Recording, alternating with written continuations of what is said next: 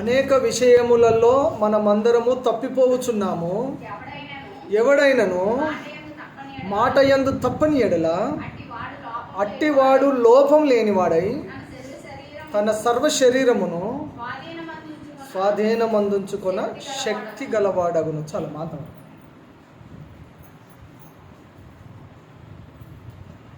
యాకోబు రాస్తూ సంఘానికి రాస్తూ ఉన్నాడు, విశ్వాసులకు రాస్తూ ఉన్నాడు, క్రైస్తవులకు రాస్తూ ఉన్నాడు. అనేక విషయాలలో మనం అందరం తప్పిపోవచ్చున్నాము, అనేక విషయాలలో మనం అందరము తొట్టిల్లుచున్నాము, అనేక విషయాలలో మనము పడిపోతూ ఉన్నాము. ఎవడైనను మాట యందు తప్పకపోతే అతడు లోపం లేనివాడై తన సర్వ శరీరాన్ని తన స్వాధీనంలో ఉంచుకున్నవాడైతాడు. మాట విషయంలో తప్పకూడదు. దేవుడు చెప్తున్నాడు దేవుని వాక్యం ద్వారా, క్రైస్తవులము విశ్వాసులము మనం మాట విషయంలో తప్పకుండా ఉండాలి. మాటల విషయంలో తప్పిపోకూడదు. నేరారోపణ మన మీద మోపబడకూడదు. ఈ వాక్యాన్ని మనము ఈరోజు ధ్యానం చేయబోతున్నాం. చాలా విషయాలు నా దగ్గర ఉన్నాయి. ఈ సబ్జెక్టును, ఈ పాఠాన్ని పూర్తిగా కంప్లీట్ చేయడానికి చాలా విషయాలు నా దగ్గర ఉన్నాయి నేను చెప్పడానికి. సంవత్సరాల నుంచి దేవుని వాక్యాన్ని బోధిస్తూ ఉన్నాను, మీరు వింటూ ఉన్నారు. ఈ వాక్యము మనకెప్పుడు ఆశీర్వాదకరంగా ఉంటుంది అంటే ఆ వాక్య ప్రకారంగా చేసినప్పుడే. ఈ సబ్జెక్ట్ అయినా ఏ సబ్జెక్ట్ అయినా దేవుని వాక్యం విని విడిచిపెట్టే వారంగా కాకుండా విన్నదాని ప్రకారంగా నడుచుకునే వారంగా ఉన్నప్పుడే అది మనకు ఆశీర్వాదకరంగా ఉంటుంది. కాబట్టి ఈ వాక్యం ద్వారా ప్రభువు మనతో మాట్లాడును గాక, ఆ వాక్య ప్రకారంగా జీవించే కృపను దేవుడు దయచేయను గాక. ఆమేన్, హల్లెలూయా. మన నోటి మాటలను అదుపులో పెట్టుకో. ఈరోజు సబ్జెక్ట్ అది. మన నోటి మాటలను అదుపులో పెట్టుకోవాలి. మన నోటి మాటలను కంట్రోల్ చేసుకోవాలి. మన నోటిని కంట్రోల్లో పెట్టుకోవాలి. మన నోటిని కంట్రోల్లో పెట్టుకోవాలి. మన నాలుకను కంట్రోల్లో పెట్టుకోవాలి. మన మాటలను కంట్రోల్లో ఉండాలి, అదుపులో ఉండాలి. అదుపు తప్పితే అపాయంలో పడ్డట్టే. మాటలు ఈరోజు కంప్లీట్గా మాటలు, మన మాటల గురించి. ఒక మనిషి మాటల విషయంలో తప్పిపోతే అన్ని విషయాల్లో తప్పిపోయినట్టేనట. అన్ని విషయాలలో తప్పిపోయినట్టే. ఒక మాటల విషయంలో తప్పిపోతే అన్ని విషయాలలో మనము తప్పిపోయే వారంగా ఉంటాం. ఒక మాట విషయంలో నువ్వు మాట మీద నిలబడే వ్యక్తివి అయితే, మాట తప్పని వ్యక్తివి అయితే, మిగతా అన్ని విషయాలలో కూడా మనం పర్ఫెక్ట్గా ఉండడానికే ప్రయత్నము చేస్తాం. మాట విషయంలో మనం తప్పిపోయినప్పుడు అన్నీ కూడా దొరుకుతూనే ఉంటాయి, అన్ని తప్పులు దొరుకుతుంటాయి, అన్ని విషయంలో కూడా తప్పిపోయే వారంగానే ఉంటాం. అందుకనే భక్తుడు రాస్తూ ఉన్నాడు, అనేక విషయాలలో మనం తప్పిపోతాము. ఎవడైనా మాట విషయంలో తప్పకపోతే వాడు తన సర్వ శరీరమును తన కంట్రోల్లో పెట్టుకున్నట్టే, తన స్వాధీనంలో ఉంచుకున్నట్టు అన్నమాట. కాబట్టి మన మాటలు కంట్రోల్లో ఉండాలి. మన మాటలు ఎలా ఉండాలి? మన మాటలు కంట్రోల్లో ఉండాలి, అదుపులో ఉండాలి. నోరు అదుపులో పెట్టుకోనా అంటారా? నోరు అదుపులో. గల్లీలో వింటాము, అసెంబ్లీలో కూడా వింటాము. మాటలు జాగ్రత్త, నోరు అదుపులో పెట్టుకో. గల్లీలో నుండి ఎక్కడ వరకు? అసెంబ్లీలో వరకు, పార్లమెంట్లో వరకు కూడా మాటలు జాగ్రత్త రాని, నోరు అదుపులో పెట్టుకో అనే మాట తరచుగా వింటాం. ఎందుకంటే మాటలు చాలా పవర్ఫుల్, మాటలో చాలా శక్తి ఉంది. నువ్వు మాట్లాడే మాటకు చాలా శక్తి ఉంది. ఏం మాట్లాడుతున్నామనే దాని మీద ఆధారపడి ఉన్నాం. నేను ఎన్నోసార్లు చెప్పాను కానీ ఒకసారి అయితే బల్లగుద్ది చెప్పాను. అరిచి ఆవేశంతో కాదు, ఆలోచించి మాట్లాడే మాటలో ఉందంట క్రైస్తవుని యొక్క గొప్పతనం. అరిచి ఆవేశపడడంలో లేదు, ఆలోచించి మాట్లాడే ఆ మాటలోనే క్రైస్తవుడి యొక్క గొప్పతనము ఉన్నది. ఈ లెక్కను చూస్తే యేసు ప్రభువు లోకసువార్త 4లో చూస్తాము, ఆయన అరవడు కేకలు వెయ్యడు అని ఉంది. ఆయన ఎక్కడ అరసి కేకలు పెట్టి గోల చేసి గొడవ చేసింది ఎక్కడ లేదు. బైబిల్ అంతట్లో మీరు చూస్తే యేసయ్య అలా చేశాడు ఎక్కడైనా? ఏదైనా సందర్భంలో చెప్పండి. మీకు తెలిసింది చెప్పండి, బైబిల్లో మీకు తెలిసినంత వరకు చెప్పండి. యేసయ్య ఎక్కడైనా అరిసి గోల చేసి గొడవ ఏదైనా చేశాడా? అల్లరి చేసి అల్లరి పాలు అయ్యాడా? నో. దేవుని వాక్యం చెప్తుంది అనేక విషయాలలో మనం తప్పిపోతున్నాము. ఎవడైనాను మాట యందు తప్పని ఎడల అటివాడు లోపము లేనివాడై తన సర్వ శరీరమును స్వాధీనమందుంచుకొన శక్తి గలవాడగును అని.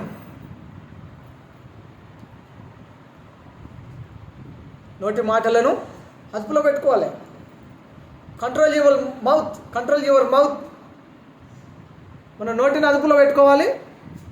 మన నోటిని అదుపులో పెట్టుకుంటే మన జీవితం కూడా అదుపులోనే ఉంటుంది. మన నోటి మాటలను కంట్రోల్లో పెట్టుకుంటే మన జీవితం కూడా అదుపులోనే ఉంటుంది. అదుపు తప్పదు. అదుపు తప్పితే ప్రమాదమే. రోడ్ అంచు నుంచి వెళ్ళిపోయి అదుపు తప్పి లోయలో పడతాయి, దాన్ని యాక్సిడెంట్ అంటున్నాం. అదుపు తప్పితే ప్రమాదమే, ప్రాణాపాయమే. మన మాటలు అదుపు తప్పితే కూడా ప్రాణాపాయము, ప్రమాదమే. కాబట్టి మాటలను అదుపులో పెట్టుకోవాలి. మన మనస్సును అదుపులో పెట్టుకోవాలి.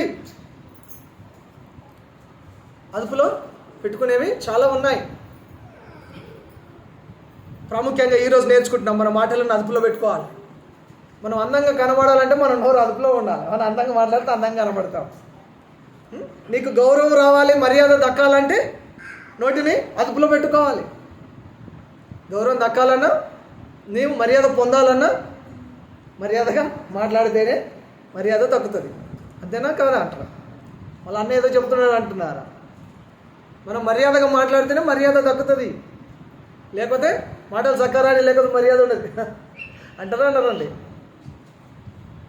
సో నీకు గౌరవం దక్కాలన్నా, నీకు మర్యాద రావాలన్నా మన నోరు అదుపులో ఉంటే చాలా మంచిది. దేవుని వాక్యం చెప్తుంది అనేక విషయాలలో మనం తప్పిపోతున్నామని. సహజంగా మనం అందరం అనేక విషయాలలో తప్పిపోతాము, పడిపోతాము, తొట్టిల్తాము. అది సహజంగా జరిగే పని. కానీ మాట యందు మనం తప్పిపోకూడదని వాక్యం చెప్తాం. సహజంగా మనలో అనేక లోపాలు ఉంటాయి. శరీర లోపాలు ఉంటాయి, ఆత్మీయ లోపాలు ఉంటాయి. శారీరకంగా ఎన్నో బలహీనతలు ఉంటాయి, ఆత్మీయంగా ఎన్నో బలహీనతలు ఉంటాయి. శారీరకంగా కొన్ని బలహీనతలు ఉంటాయి, ఆత్మీయంగా కూడా బలహీనతలు ఉంటాయి.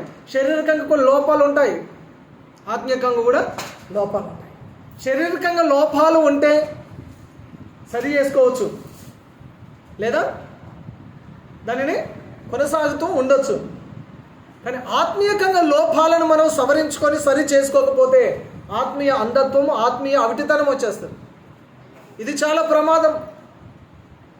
అనేక లోపాలు ఉంటాయి మనుషులలో. శరీర లోపాలు ఉంటాయి, ఎన్నో బలహీనతలు ఉంటాయి, ఆత్మీయ లోపాలు ఉంటాయి. సరి చేసుకోవాలి. వాక్యం అనే అద్దం ముందుకు వచ్చి సరి చూసుకోవాలి. వాక్యం మనల్ని సరి చేస్తున్నప్పుడు సరి చేయబడాలి. దేవుడు మనల్ని తన వాక్యం ద్వారా మనం సరి చేస్తున్నప్పుడు సరి చేయబడాలి. మొదటిది ఒక 3 విషయాలు చెప్తాను. మొదటి విషయం మనం గమనిద్దాం ఒకసారి. మాట విషయంలో తప్పకూడదట. తప్పిన వారి గురించి నేను మిక్స్డ్ చేసి చెప్తాను, మీరు క్యాచ్ చేస్తూ ఉంటాను. మాట విషయంలో తప్పకూడదు. ఏ విషయంలో తప్పొద్దు చెప్పండి? మాట విషయంలో తప్పకూడదు. మాట విషయంలో తప్పితే అన్ని విషయంలో తప్పినట్టే. నీ మాట అవునంటే అవునని ఉండాలి, నీ మాట కాదంటే కాదని ఉండాలి. నీ మాటలలో నువ్వు నిజాయితీగా ఉండాలి. నెగిటివ్ వర్డ్స్ మానాలి, పాజిటివ్ వర్డ్స్ మాట్లాడడానికి నేర్చుకోవాలి. అవిశ్వాస మాటలను మానాలి, విశ్వాసం మాటలను పలకాలి. హృదయం నిండి ఉన్న దాన్ని బట్టి నోరు మాట్లాడుతుందని యేసయ్య చెప్పారు. హృదయం నిండి ఉన్న దాన్ని బట్టి నోరు మాట్లాడుతుంది. హృదయంలో ఏది ఉంటుందో అదే వెలుపలికి వస్తుందని యేసయ్య చెప్పారు. మరి మన హృదయంలో ఏం నింపుకున్నాం? మన హృదయం దేనితో నిండిపోయింది? ఆలోచన చేస్తారా ఎప్పుడైనా? మన హృదయము దేనితో నిండిపోయిందో అదే నోటి నుంచి బయటకు వస్తుంది. అది మంచిదైతే మంచి దాంతో నీ హృదయాన్ని నింపుకుంటే మంచిది నీ నోటెంబడి వస్తుంది. చెడుతో నీ హృదయాన్ని నింపుకుంటే నీ నోటెంబడి చెడే వస్తుంది. యేసయ్య చెప్పింది తప్ప? యేసయ్య తప్పు చెప్తాడు ఎప్పుడైనా? యేసయ్య ఏం చెప్పాడు? నీ హృదయం నిండి ఉన్న దాన్ని బట్టి నోరు మాట్లాడుతుంది. చెప్పండి, హృదయం నిండి ఉన్న దాన్ని బట్టి నోరు మాట్లాడుతుంది. మనం హృదయాన్ని దేనితో నింపుకుంటున్నాం అనేదే ప్రశ్న. ఇప్పుడు ఒక్కొక్కరు ఒక్కొక్క దాంతో నింపుకుంటుంటారు. అదే ఏం నింపుకున్నారు? మంచిదా చెడుదా? మంచి దాంతో నీ హృదయం నిండుకుంటే మంచిదే వెలుపలికి వస్తుంది. చెడుతో నిండుకుంటే చెడే బయటకు వస్తుంది. ఏం మన హృదయాన్ని దేనితో నింపుకున్నావు అనేది మనల్ని మనం పరిశీలన చేసుకోవాలి. ఈ ప్రశ్న నీ ముందు విషంతో నింపబడి ఉందా? అసూయతో నింపబడి ఉందా నీ హృదయం? ద్వేషంతో నింపబడి ఉందా? శాపంతో నింపబడి ఉందా? బూతులతో నింపబడి ఉందా? అబద్ధాలతో నింపబడి ఉందా? అబద్ధాలకు దూరంగా ఉండాలి దేవుని బిడ్డలు. అబద్ధాలకు దూరంగా ఉండాలి. సరసోక్తులు మానాలి, పరాశకాలు మానాలి. సరసోక్తులు పరాశకాలు మానాలి. అవి మనకు తగినవి కావు, పరిశుద్ధులకు అవి తగినవి కావు. మాట విషయంలో తప్పకూడదు. ఏ విషయంలో తప్పకూడదు? మనము మాట విషయంలో తప్పిపోకూడదు. నోరు మూసుకుంటే చాలా సమస్యలు పోతాయి. నోరు మూసుకుంటే చాలా సమస్యలు, ఇంత పర్సెంట్ అంత పర్సెంట్ అని చెప్పలేము, పెద్ద పెద్ద సమస్యలే పరిష్కారం అవుతాయి. ఏం చేస్తే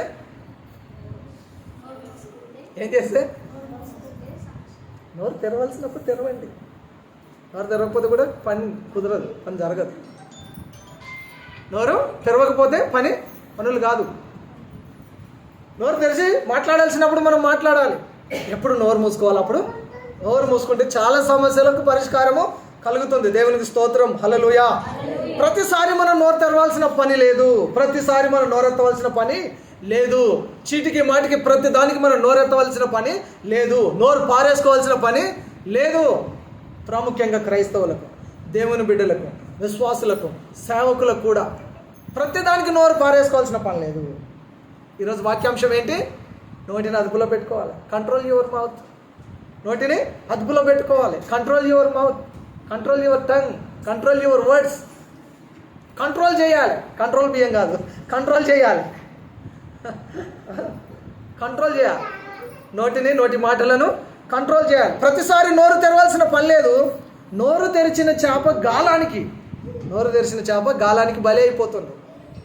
నోరు మూసుకున్న చేప ఏమవుతుంది? భద్రంగా ఉంటుంది. అన్నిసార్లు నోరు తెరవాల్సిన పని లేదు. గాలం వేస్తారు, గాలకు ఒక ఎర వేస్తారు. నోరు తెరుచుకొని వచ్చిన చేప ఏమైపోతుంది? గాలానికి చిక్కుపోతుంది. ప్రమాదాలు పడ్డది, ప్రాణాలు పోయాయి. నోరు మూసుకున్న చేప గాలానికి దూరంగా ఉంటుంది, భద్రంగా ఉంటుంది, ఇంకొంతకాలము బ్రతుకుతుంది. అప్పటికైతే తప్పించుకుంది. ఎప్పటికొకసారి వేటగాడు రావడము, గాలం వేయడం, ఎప్పుడో ఒకసారి గాలానికి పడడం తప్పది. నోరు తెరిచిన చేప గాలానికి చిక్కుంటుంది, నోరు మూసుకున్న చేప భద్రంగా ఉంటుంది. గాలానికి నోరు తెరవకూడదు. గాలానికి నోరు తెరవకూడదు. ఇది గాలం అని పసిగట్టి జాగ్రత్తగా ఉండాలట. గాలానికి నోరు తెరవద్దు, ఆపదలో పడవద్దు. నువ్వైనా, నేనైనా, మనం ఎవరమైనా, ప్రధాని అయినా, ముఖ్యమంత్రి అయినా, గాలానికి నోరు తెరవకూడదు. ఆపదలో పడిపోకూడదు. నోరు మూసుకుంటే చాలా సమస్యలు పోతాయట. బైబిల్ గ్రంథంలో మాట విషయంలో అదుపు తప్పి మోషే వాగ్దాన దేశాన్ని కోల్పోయాడండి. మోషే అంతటి భక్తుడే పడిపోయాడు. మేమెంతన్నా, మేము కూడా ఇట్నే నోరు పారేసుకుంటాం, మేము కూడా ఇలాగే మాటల విషయంలో తప్పిపోతాము, అయ్యేదేదో అయితే అని అంటే తెలిసి మనము పొరపాట్లో చేస్తున్నట్టు. మోషే కూడా కోపంతో, ఆవేశంతో కాని మాట పలికి దేవుని కోపానికి ఉగ్రత గురి అయి కనానుకు చేరలేకపోయాడు, వాగ్దాన దేశాన్ని చేరలేకపోయాడు. ఇది సంఘము సేవకుల మధ్య మాటలు. ఈ మాటలు ఎవరి మాటలు? సంఘము సేవకుల మధ్య మాటలు. సంఘానికి సేవకునికి మధ్యలో మాటలు ఇవి. మోషే సేవకుడు, సంఘం ఇశ్రాయేలీయులకు వ్యతిరేకంగా లేదా ఇశ్రాయేలును తిడుతూ కాని మాట పలకడం ద్వారా మోషేనే దేవుడు విడిచిపెట్టలేడు. నిన్ను విడిచిపెట్టాడు, నన్ను విడిచిపెట్టాడు. మోషేనే దేవుడు విడిచిపెట్టలేదంటే నన్ను విడిచిపెడతాడా? నేను పాస్టర్, నో పాస్టర్ అది ఇది ఏం లేదు. పాస్టరు విశ్వాసి, సీనియర్ విశ్వాసి, జూనియర్ విశ్వాసి, లేడీ, జెంట్, పిల్లలు, పెద్దలు ఏం లేదు. దేవుని దగ్గర అంతా సేమ్ ఒకటే. మాట విషయంలో తప్పినవా మోషేకి ఎట్లయితే వాగ్దాన దేశం వెళ్ళకుండా ఆపేశాడో నిన్ను ఆపేస్తాడు, నన్ను కూడా ఆపేస్తాడు. నిన్ను ఆపేస్తాడు, నన్ను కూడా ఆపేస్తాడు. ఇప్పుడు సంఘానికి సేవకుల మధ్య మాటలు, మోషేకు వ్యతిరేకంగా సేవకునికి వ్యతిరేకంగా మిరియాం మాట్లాడింది. మిరియాంకి కుష్ఠరోగం వచ్చింది. సేవకునికి విశ్వాసుల మధ్య మాటలు. ఈ పాయింట్ను ఒకసారి ఆలోచన చేయండి. ఇలాగ చెప్తే ఒక 5 చెప్తా, ఇదే లైన్లో చెప్తాను, మీరు గుర్తుపెట్టుకోండి. సేవకునికి సంఘానికి మధ్యలో మాటలో, సంఘానికి వ్యతిరేకంగా లేదా సంఘాన్ని తిట్టిన మోషే పరలోక రాజ్యం వెళ్ళకుండా పోయాడు, వెళ్ళలేదు. ఇప్పుడు సేవకుని మోషేను తిట్టిన మిరియాము కూడా కుష్ఠరోగము సంపాదించుకుంది. తర్వాత మోషేకు వ్యతిరేకంగా మాట్లాడి సనిగిన కొరాహు, ఎన్నే, ఎంబ్రే, ఇశ్రాయేలీయులు వీళ్ళందరూ కూడా సేవకుని తిట్టి, సేవకునికి వ్యతిరేకంగా మాట్లాడి, సేవకునికి వ్యతిరేకంగా సనిగి వారంతా నష్టపోయారు. ఈ మాటలు ఎవరి మధ్య మాటలు ఇవి? సేవకునికి సంఘానికి మధ్యలో మాటలు. ఒకటి గుర్తుపెట్టుకోండి. రెండవది, యోబు మాట విషయంలో ఏ పొరపాటు చేయలేదండి. ఇది భార్య భర్తల మధ్య మాటలు. ఇది ఎవరి మధ్యలో మాటలు? ఫస్ట్ ఎవరి మాటలు? ఎవరి మధ్యలో విన్నాము? సేవకునికి సంఘానికి మధ్యలో మాటలు. ఇప్పుడు భార్య భర్త మధ్య మాటలు.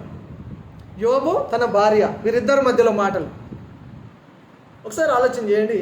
యోబు మాట విషయంలో ఏ పొరపాటు చేయలేదు. కష్టకాలంలో ఉన్న పొలంగా వదిలిపెట్టేసి యోబు భార్య వెళ్ళిపోతూ ఉంటే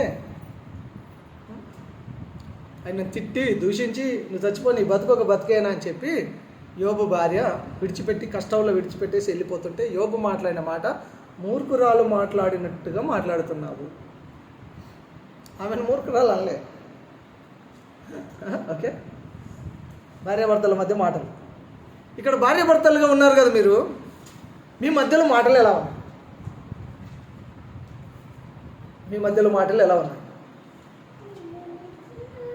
ఆయన అవునంటే నువ్వు కాదన్నాడు, నువ్వు కాదంటే ఆయన అన్నాడు. ఒక గొడవ జరగడము, దెబ్బలు పడడము, అలగడము, పుట్టింటికి వెళ్ళడము, అత్తారింటికి వెళ్ళడము, పంచాయతీకి వెళ్ళడము, కేసుకి వెళ్ళడము, పోలీస్ స్టేషన్ వెళ్ళడము. ఏం జరుగుతున్నాయి భార్యాభర్తల మధ్యలో మాటలు? ఎక్కడి దాకా వెళ్తున్నాయమ్మా? భార్యాభర్తల మధ్య మాట.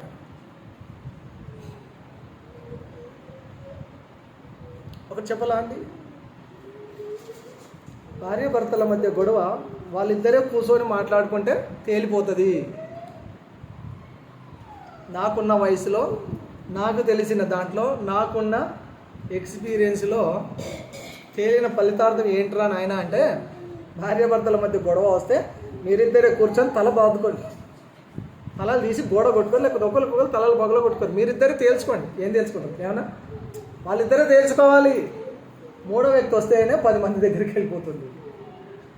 మూడో వ్యక్తికి ఛాన్స్ ఇవ్వకండి. పిలిచి మాట్లాడండి, కూర్చొని మాట్లాడండి, మీరిద్దరు మాట్లాడుకోండి. ఒక సక్సెస్ఫుల్ దాంపత్య జీవితానికి సూత్రం కూడా ఇదే. ఇప్పుడు నాకు 18 years అయింది, నాకు పెళ్ళి 18 సంవత్సరాలు నా పెళ్ళి. మాకు కంప్లైంట్స్ లేవు, కంప్లైంట్ చేసేది లేదు. నా కోపం రాదా? నా కోపం వస్తుంది. తనకు కోపం రాదు, తనకు కోపం వస్తుంది. తను ఒక మనిషి, నేను ఒక మనిషినే. కానీ ఏం చేయాలి? మాట్లాడుకోవాలి. వాళ్ళే ఇద్దరు మాట్లాడుకోవాలి, మేమే ఇద్దరం మాట్లాడుకోవాలి. ఇలా ఉండకూడదు, ఇలా ఉండాలి. వాక్యం ఇలా చెప్తుంది, వాక్యానికి లోబడతాం, ప్రార్థన చేసుకుందాం, దేవునికి అప్పు చెప్తాం. That's it. యోబు మాట విషయంలో ఏ పొరపాటు చేయలేదు. ఇవి భార్యాభర్తల మధ్య మాటలు. మీ భార్యాభర్తల మధ్యలో మీ మాటలు ఎలా ఉన్నాయి? రెచ్చగొట్టుకొని గొడవలకు వెళ్ళేవిగా ఉన్నాయా?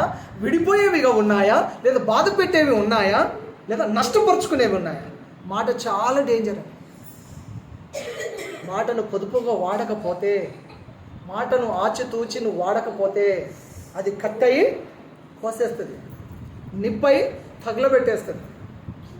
ఓకే, వాక్యాలు ఉన్నాయి. కట్టయి కోసేస్తుంది, నిప్పై తగలబెట్టేస్తుంది. పచ్చని సంసారంలో నిప్పు రాజేస్తుంది. అదేంటి? నీ మాట, మన మాటలు. అందుకనే నోరదుపులో మాటలకు కంట్రోల్ ఉండాలి. మాటలకు ఏముండాలి? కంట్రోల్ ఉండాలి. మొదటిది ఏం చెప్పాను? సంఘం సేవకుల మధ్యలో మాటలు, రెండవది భార్యాభర్తల మధ్య మాటలు, మూడవది తల్లిదండ్రులు పిల్లల మధ్య మాటలు. యుక్త దేవుని దగ్గర ఒక మొక్కుబడి చేశాడు. ప్రభువా, నాకు ఈ విజయం కనుక ఇస్తే నేను ఇంటికి వెళ్ళేటప్పుడు నా ఇంటిలో నుండి ఫస్ట్ ఏది వస్తుందో, నా ఇంటిలో నుండి ఫస్ట్ ఏది వస్తే అది నీకు బలిగా ఇచ్చేస్తానని మాట ఇచ్చేశాడు. దేవుని దగ్గర మొక్కుబడి చేసేసాడు. ఆయన విజయం పొంది చాలా సంతోషంగా, అట్టహాసంగా, ఆర్భాటంతో పెద్ద ర్యాలీగా ఇంటికి వచ్చాడు. అయ్యో, మా నాన్న గెలిచాడని చెప్పేసి కూతురు ఇంట్లో నుంచి పరిగెత్తుకుంటూ వచ్చి ఎదుర్కొంది. ఆయన మొక్కుకున్నది ఏంటి? నా ఇంటిలో నుండి మొట్టమొదట వచ్చింది దేవునికి ఇచ్చేస్తున్న బలిగా. ఇప్పుడు మాట తప్పాలో మాట నిలబెట్టుకోవాలి. ఇప్పుడు యోబు మాట నిలబెట్టుకున్నాడా? మాట తప్పాడా? యోబు మనస్తత్వం ఏంటో తన కుటుంబ సభ్యులకు తెలుసు, తన బిడ్డకు తెలుసు. తండ్రి మాటను కాదనలేదు, ఆయన మాట తప్పలే.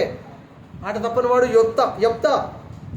తల్లిదండ్రులు పిల్లల మధ్య మాటలు, పిల్లలను ఎలా పెంచాడో, ఎలా పెరిగారో ఆ పేరెంట్స్ మాట కట్టుబడి ఉన్నా, తల్లిదండ్రులకు కట్టుబడి ఉన్నా. తల్లిదండ్రులు పిల్లల మధ్య మాటలు, మీ పిల్లల మధ్య మీ మాటలు ఎలా ఉన్నాయి? మీ సంభాషణ ఎలా ఉంది? మీరు ఏం మాట్లాడతారు మీ పిల్లలతో? మీరు ఏం మాట్లాడతారో వాళ్ళు అలాగే తయారవుతారు. మీరు మంచి మాట్లాడితే మంచిగా తయారవుతారు, మీరు చెడు మాట్లాడితే చెడుగా తయారవుతారు. ఓకే, అర్థమైందా? తల్లిదండ్రులు పిల్లల మధ్య మాటలు. ఏం మాట్లాడుతారు మీ పిల్లలతో? మీ పిల్లలకి ఏం చెప్తారు? ఏం నేర్పుతున్నారు? మీ పిల్లలు మీకు ఏం చెప్తున్నారు? మీతో ఏం మాట్లాడుతున్నారు? ఏం మాట్లాడట్లేదన్న డేంజర్. వాళ్ళు చాలా దాచిపెడుతున్నారని అర్థం. ప్రతిదీ మీకు చెప్పాలి, ఏం జరిగిందో చెప్పాలి. మీకు తల్లిదండ్రులకు చెప్పాలి పిల్లలు ఏం జరిగిందో. చిన్నప్పుడు ఏమైందిలే చెప్పకుండా పర్వాలేదు అనుకుంటారు, అలాగే పెద్దగా అయిన తర్వాత చెప్పకుండా అవుతారు. వాళ్ళకి ఏదైనా జరిగినా కూడా వారు మీకు చెప్పరు, తెలుసా? వాళ్ళకి ఏదో అన్యాయం జరిగేదని, అఘాయిత్యం జరిగినా కూడా చెప్పలేదు. ఎందుకంటే చిన్నప్పుడు నువ్వు చెప్పడం అలవాట్లేదు.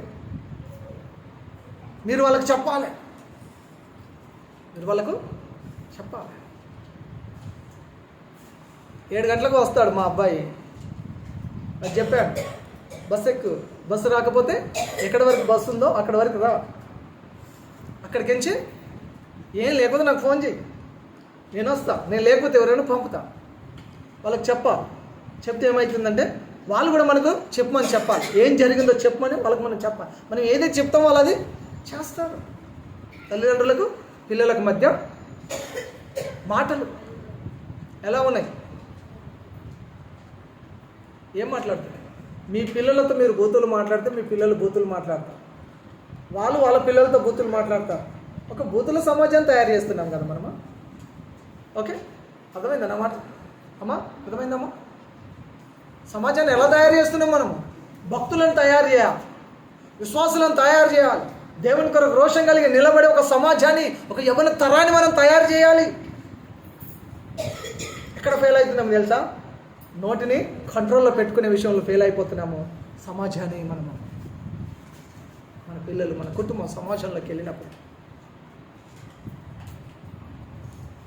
నేను మొన్న ఒకరికి చెప్పిన మా ఇంటికి వస్తుంది, నన్ను ఒకరోజు ముఖ్యమంత్రిని చేస్తే,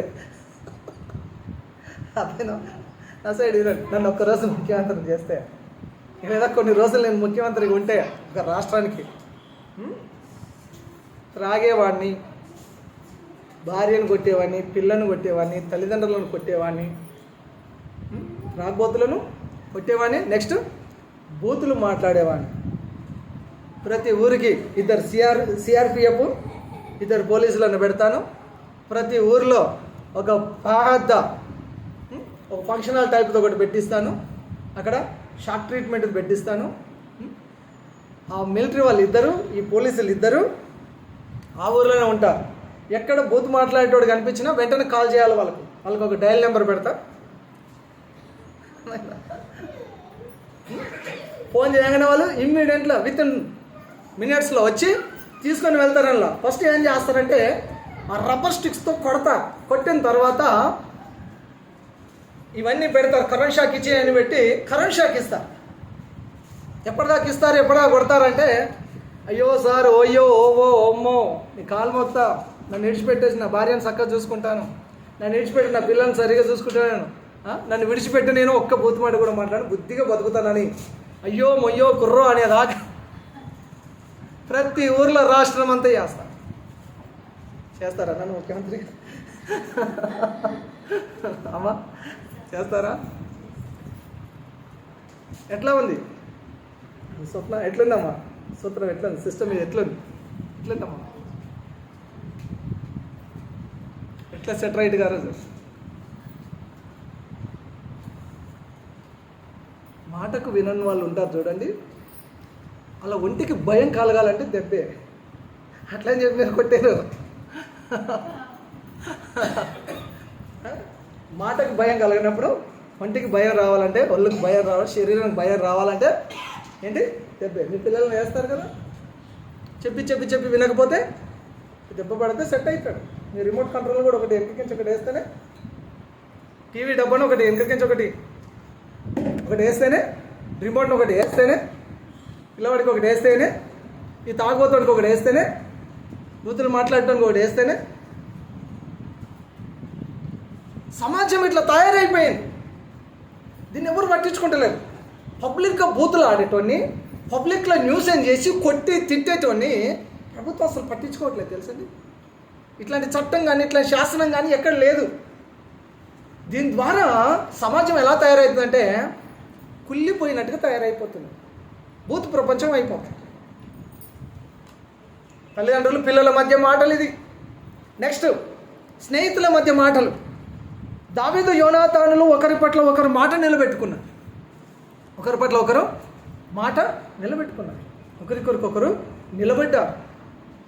దావీదు అపాయంలో ఉన్నాడు, యోనాతాను ఆదుకున్నాడు. యోనాతాను చనిపోయిన తర్వాత యోనాతాను కుటుంబంలో నుండి వాళ్ళ శేషాన్ని, మిగిలిన వారిని వెతికి పట్టుకొచ్చి దావీదు రాజు భోజనం బల్ల దగ్గర కూర్చోబెట్టి భోజనం చేశారు. చూడండి వాళ్ళ మధ్యలో ఉన్న ఆ మాటలు, ఆ ఒప్పందం ఎట్లా ఉందో. ఇదే స్నేహితుల మధ్య మాటలు. చాలామందికి స్నేహితులు ఉంటారు. ఏజ్తో లిమిట్ లేదు స్నేహానికి. ఏజ్తో లిమిట్ లేదు. ఏ ఏజ్ వాళ్ళు ఆ ఏజ్ వాళ్ళతో, వృద్ధులతోనే. వాళ్ళు ఎడ కూర్చోరు, వాళ్ళ దగ్గరికి కూర్చొని నలుగురు వృద్ధులు జమ అవుతారు. మీ ఏజ్ గ్రూప్ వాళ్ళు మీ ఏజ్ గ్రూప్ వాళ్ళని కలవడానికి చూస్తారు. నా ఏజ్ గ్రూప్ వాళ్ళు నా ఏజ్ గ్రూప్ వాళ్ళతో కలవడానికి చూస్తారు. మీ పని దగ్గర మీరు ఏ పనులు అయితే ఉన్నారో ఆ పనికి సంబంధించిన వాళ్ళందరూ మీరు ఫ్రెండ్స్గా ఉంటుంటారు, తరచుగా మాట్లాడుకుంటూ ఉంటుంటారు. ఇప్పుడు నేను పాస్టర్లు అందరూ ఒక దగ్గర కలుస్తాం. నేను అంతా కలిసాం. సందడి కోలాహలంగా ఉంటుంది.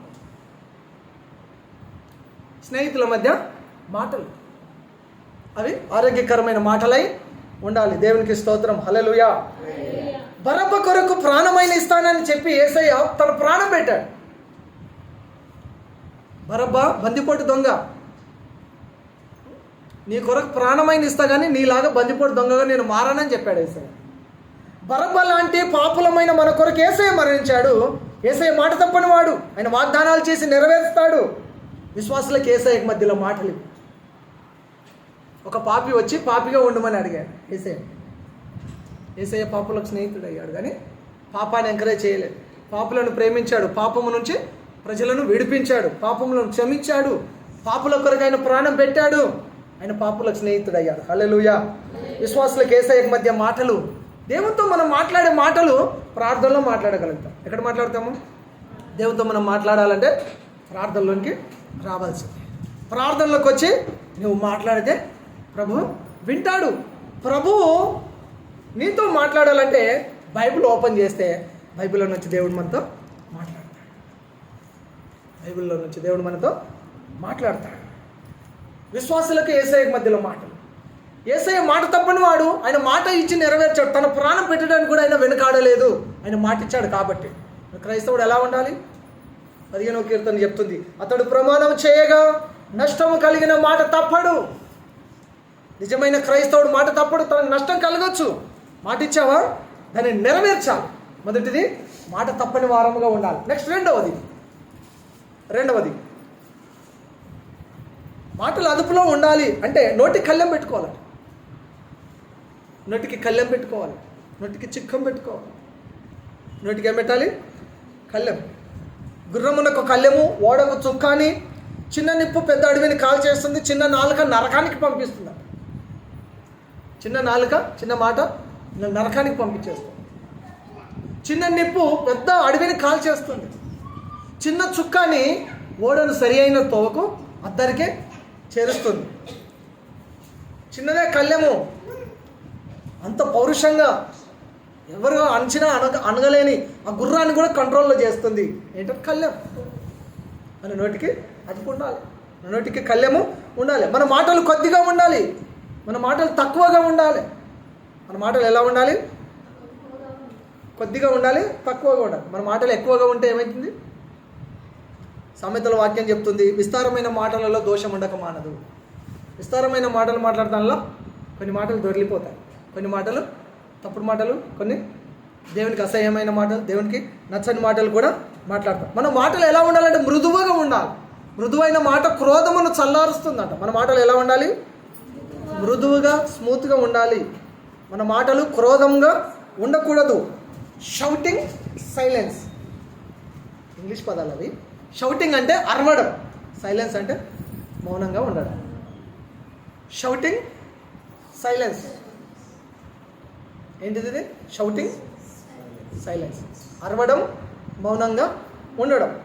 అరిచి అరిచి అరిచి అరిచి నోరు నొప్పి, గొంతు నొప్పి, అరిచి అరిచి అరిచి అరిచి తలనొప్పి, అరిచి అరిచి అరిచి తలలో పోసి అద్దాలు కూడా వస్తాయి. నాకు తలనొప్పి ఉంటే నాకు అద్దాలు వచ్చినాయి. అద్దాలు పెట్టుకోలేదు, అందరు నవ్వుతురని పెట్టుకోలేదు. అలవాటు అయితే ప్రాబ్లం ఏం లేదు, అలవాటు చేసుకోలేదు. తలనొప్పి ఉందని అద్దాలు ఇచ్చింది డాక్టర్. అద్దాలు ఒకసారి పెట్టుకొని వచ్చిన చికెన్ మాకు బాగాలేదని ఆ మూల పెట్టేసి అప్పుడు సన్ గ్లాస్ పెట్టుకునేవాడిని ఎండాకాలంలో. ఇప్పుడు ఈ అద్దాలు కూడా అప్పుడప్పుడు పెట్టుకునేవాడిని. వీళ్ళు పెట్టుకొని వాళ్ళు పెట్టుకొని ఇంట్లో ఉట్టిగానే దాన్ని ఆట వస్తువు లెక్క చేసేసి అక్కడ పెట్టేశారు. 1000-1200 పెట్టి తీస్తే ఆట వస్తువు లెక్క అయిపోయింది ఆ అద్దాలు. పాయింట్ గ్లాసే, పాయింట్ గ్లాసే. అరవడం వల్ల ఎన్ని సమస్యలు ఉన్నాయో చూడండి. అరిచి అరిచి అరిచి అరిచి నోరు నొప్పి, గొంతు నొప్పి, తలనొప్పి, చివరికి కళ్ళద్దాలు వస్తాయి. మౌనంగా ఉంటే, సైలెంట్గా ఉంటే, సైలెన్స్గా ఉంటే ప్రశాంతంగా ఉంటారు.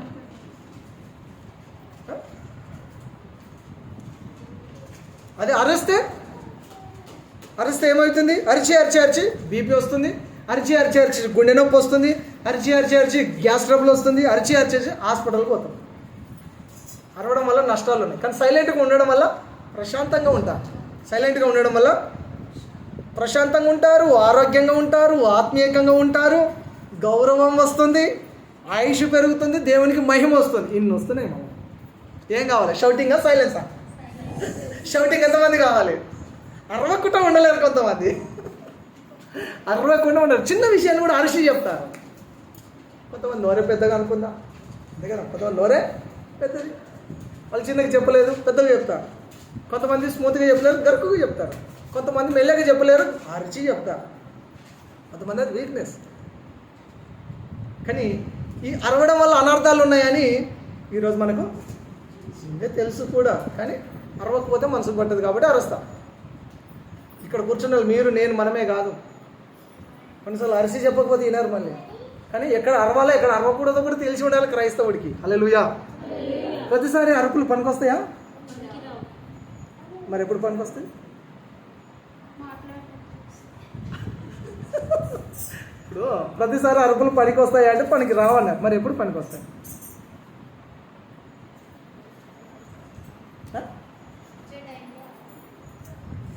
దానికి టైం వస్తుంది. ఇదాని అదాని కాకుండా దానికి ఒక టైం వస్తుంది. అప్పుడు కూడా అరవకుంటున్నా. నేను వచ్చే ముందు ఒక బర్రె నా బైకుని మొత్తం కాళ్ళలో చుట్టేసి ఇట్లా లేపి ఆట ఆడుకున్నాను. బర్రె నా బైకుని ముందుకి ఇట్లా లేపి ఇది ఏమంటారు, జగ్లింగ్ ఆడుకున్నాను నా బైకు. నేనేమో రెడీ అనుకున్నా. ఆ అబ్రాహం చూసి వచ్చేసి నాకు ఫోన్ చేసిందట. అట్ట ఫోన్ చేసి సేమ్ ఏం చేయలేదంటే ఆ బైక్ మొత్తం ఎట్లా చేసింది చూడడానికి బయటకు అంటే ఈమె బయటకు వెళ్ళిందట. నేనేమో స్నానానికి వెళ్ళిపోయాను. మా ఇంటి పక్కన కట్టేసిన బర్రె వచ్చేసి బైక్ మొత్తం 6-7 సంవత్సరం బైక్ ఆనే ఉంటుంది. మొత్తం ఎడదింపి అర్థం వరకు దిగ్గేసి నది చేసింది. బ్రేక్ అది దిగిపోయింది. ఆయన మళ్ళీ అబ్రామ్ ఆయన ఫోన్ చేసి పిలిపించి ఏంటి ఇప్పుడు అన్న ప్రార్థన పోతాడు అంటే ఆయన లక్కీగా ఆ బర్రె అతను అది ఏది మెకానిక్, బైక్ మెకానిక్ కాబట్టి తీసుకొస్తే దాన్ని మొత్తం మీరు చేసి పంపిస్తే నాకు లేట్ అయింది. నేను ఈరోజు లేట్ వచ్చాను, మీకు తెలియదు. మీరు నాకంటే లేదు, నేను లేట్గా వచ్చాను, ఒక 15-20 నిమిషాలు లేట్గా వచ్చాను. నేను అన్నాను నువ్వు రోజు ఇక్కడ నీ బర్రె ఇక్కడ కట్టేయావు కదా, ఇప్పుడు ఎందుకు కట్టేసినావు? కట్టేసి అంత పెద్ద నా ఇంటి చుట్టుముట్టు తిరిగి వచ్చి తాడు ఎందుకు కట్టేసినావు అని చెప్పి నేను లోపలికి వెళ్ళిపోయినా. అంతే, ఏం లేదు. ఎంత గట్టిగా అరవచ్చు తెలుసా, గట్టిగా అరవచ్చు. నుంచి ఒక దానికి ఇప్పుడు ఎంత డ్యామేజ్ చేసి ఉంటుందంటే డ్యామేజ్ పార్ట్స్ పోతే ఇప్పుడు పార్ట్స్ కష్టం. ఆయన ఏదో నాకు ఇప్పుడు బండి నడవడానికి చేసి ఇచ్చాను, నేను మళ్ళీ దాన్ని చేసుకోవాలి. దాన్ని మళ్ళీ నేను సర్వీసింగ్ చేపియాలి, పార్ట్స్ వేసుకోవాలి. ఇప్పుడు అరవడం వల్ల నాకు నష్టం రాదు, పోయిన నష్టం తిరిగి రాదు. నా పేరు పాడవుతుంది. పాస్టర్ అర్షాడు తిట్టాడు, తిట్టలేను, అప్పుడు సీరియస్ అవుతాను. దీనివల్ల చేసేది ఏం లేదు అనుకున్నాను. పైగా ఈరోజు ఏ వాక్యం చెప్పబోతున్నా, ఈరోజు వాక్యం ఏం చెప్పి నేను పొద్దుగా అరిసేసి వస్తే ఇప్పుడు ఈ టాపిక్ మారిపోతున్నాను. నేను అరిసి ఉంటే నేను అరిసి అరవకూడదని నీకు ఎలా చెప్తాను? చెప్పొచ్చా మాట? నేను చేయకుండా మీకు చెప్పొచ్చా? నేను చేయకుండా మీకు చెప్పొచ్చా? నేను చేస్తేనే చెప్పాలి, నేను చేయకుండా చెప్తే అది పని చేయదు. క్రైస్తవుడు షౌట్ చేయొచ్చా? షౌటింగ్ చేయొచ్చా? చేయకూడదు. చేయకూడదా? చేయొచ్చా? చేయొద్దా? ఎన్నిసార్లు సైలెంట్గానే ఉండాలా? మాట్లాడదు ఎప్పుడు? సిచ్యువేషన్ ఏంటి? అరే నువ్వు మాట్లాడాలా, మాట్లాడకూడదా? అరే నువ్వు నోరు తెరవచ్చా, తెరవకూడదా? నువ్వు తెరవాల్సిన చోట నువ్వు నోరు తెరవకూడని చోట నోరు తెరిచినా ఇది పాపమే, నీది పొరపాటే. అర్థమైందా? నోరు తెరవాల్సిన చోట, నోరు విప్పాల్సిన చోట నోరు విప్పరు కొంతమంది. విప్పకూడని చోట నోరు విప్పుతారు. ఏం ఉపయోగం? ఏం జరిగిందని అప్పుడు అక్కడ? నోరు విప్పకూడని చోట నోరు విప్పడం వల్ల ఏమొచ్చింది? ఏం పని కాలే? నోరు తెరవాల్సిన చోట తప్పక నువ్వు నోరు తెరవాలి. నీ వాయిస్ వినపడాలి, నీ మాట క్లియర్గా స్పష్టంగా వినపడాలి, నీ వాదన ఏంటో వినపడాలి, నువ్వు చెప్పేదేంటో క్లారిటీగా క్లియర్గా చెప్పాలి. నువ్వు మౌనంగా ఉండాల్సిన చోటు ఖచ్చితంగా నువ్వు మౌనంగా ఉండాలి. మా ఫ్యామిలీలో, మా కుటుంబంలో పంచాయతీకి అందరూ వెళ్ళారు. ఫ్యామిలీ మెంబర్స్ అందరూ వెళ్ళారు, నేను వెళ్ళాను. అమ్మాయి ఎవరినో తీసుకొని వెళ్తే మళ్ళీ పట్టుకొచ్చి మాట్లాడుతున్నారు. మా ఫ్యామిలీలో, ఊర్లో ఫ్యామిలీలో అందరూ వెళ్తున్నారు. నువ్వు కూడా రాని, నన్ను కూడా పిలిచాను, నేను కూడా పోయాను. నేను ఇప్పుడు పాస్ ఇప్పుడు 10 మందికి 20 మందికి 50 మందికి ఎంతమందికి అయినా నేను మాకు చెప్పగలను. నా మాట నడుస్తుంది, నా మాట ఇక్కడ నడుస్తుంది నడవదు. అట్లా ఇక్కడ మీరు కూర్చొని మాట్లాడతాను, మీరు అందరు రాలేదు కదా, నడుస్తుంది కదా, మంచిది కదా, ఇది మన చోటు కాదు, ఇది మన స్థలం కాదా అని నేను సైలెంట్గా ఉన్నాను. కారణం ఏంటి? అది నన్ను అడగదు. పంచాయతీ దగ్గర ఏం అడగదు, పాస్టర్ అయితే ఏది నాకేది అంటారు. వాళ్ళతో అడ్డించుకోవడం తాగిపోతుంది, ఇంకోటి ఇది మన సమస్య నోరు వెళ్ళిపోతారు. ఆడ మన నోరు విప్పకూడదు. మన నోరు పెట్టి మాట్లాడి హర్షకు పెద్దలు ఉన్నారు, చాలా మంది ఉంటారు, వాళ్ళు చూసుకుంటారు వాళ్ళ పని. ఏం జరుగుతుందో చూడడానికి స్ట్రెంత్ కొరకు పిలిచారు కాబట్టి, ఫ్యామిలీ కాబట్టి, సమస్యలు ఉన్నారు కాబట్టి నిలబడ్డాం. వాళ్ళు స్ట్రెంత్ కొరకు 10 మంది వచ్చారు. సార్లు మనుషులు చూస్తేనే భయపడాలి, ఈయన పెద్ద మనుషులు అన్నారు, ఇదేదో చదువుకున్న వాళ్ళు ఉన్నారు, లేకపోతే ఇదేదో పొజిషన్లో ఉన్నట్టున్నాడని నన్ను చూడగానే కొంత అర్థమైపోతుంది. నేను మాట్లాడాల్సిన పని లేదు. అనువు కాని చోట మనము నోరు విప్పకూడదు అని చెప్తున్నాను. అర్థమైంది? నువ్వు నోరు విప్పే చోట ఖచ్చితంగా నోరు విప్పే దగ్గర ఖచ్చితంగా మనం ఏం చేయాలి? Shouting silence. ఈ సూత్రం గుర్తుపెట్టుకోండి. ఎక్కడ మనం నోరు తెరవాలో, ఎక్కడ నోరు మూసుకోవాలో క్రైస్తవుడికి బాగా తెలిసి ఉండాలి. చర్చిలో మౌనంగా ఉండకూడదు. పాటలు పాడేటప్పుడు పాటలు పాడాలి, ఆరాధన చేసిన ఆరాధన చేయాలి, సాక్ష్యం చెప్పి సాక్ష్యం చెప్పాలి, వాక్యం చెప్తున్న వాక్యం అడిగినప్పుడు వాక్యం చదివి వినిపించాలి. సేవకుడు ఏదైనా అడుగుతున్నప్పుడు మిమ్మల్ని రిప్లై అడిగినప్పుడు చెప్పాలి. షౌటింగ్, సైలెన్స్, రెండు ఎస్మిన్నే ఉన్నాయి. Shouting, silence. షౌటింగ్ 100లో 90% షౌటింగ్ పనికిరాదు. అరవడము 100కి 90 సార్లు అరవడం పనికిరాదు.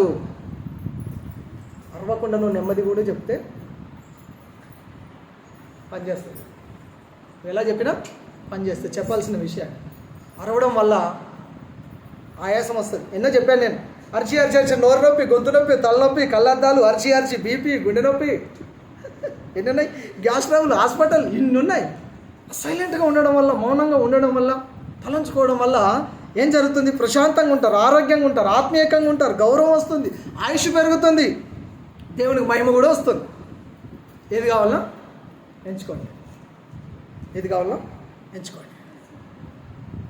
చివరిది చెప్పి క్లోజ్ చేస్తాం. మనం మాటలు ఫస్ట్ ఏం చెప్పాను, మాట తప్పకూడదు. రెండవది మన నోటికి కళ్ళెం ఉండాలి, అంటే అదుపులో ఉండాలి మన మాటలు. ఎలా ఉండాలో మన మాటలు చెప్పాను.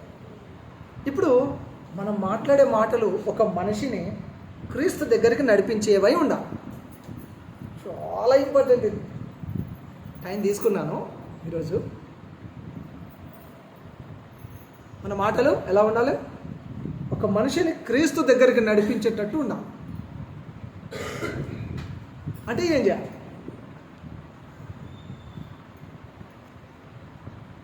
నువ్వు మాట్లాడితే ఒక పాపి తన పాపముల నుంచి మళ్ళుకొని యేసయ్య దగ్గర రాగలగాలి, చర్చికి రాగలగాలి. మనం మాట్లాడే మాటనే చూస్తారు. పబ్లిక్ ఏం చూస్తారు? నోరు మంచిదైతే చెప్పండి, నోరు మంచిదైతే, నోరు మంచిదైతే. ఒక పాపి నీ దగ్గరికి రావాలి, నువ్వు అనుసరించే దేవుని దగ్గర రావాలంటే ఫస్ట్ మన నాలుకే మంచిగా ఉండాలి, మన నోరు మూతి చక్కగా ఉండాలి, మన మాటలు చక్కగా ఉండాలి. వంకర తింకర మాటలు వాళ్ళు మస్తుగా మాట్లాడతారు.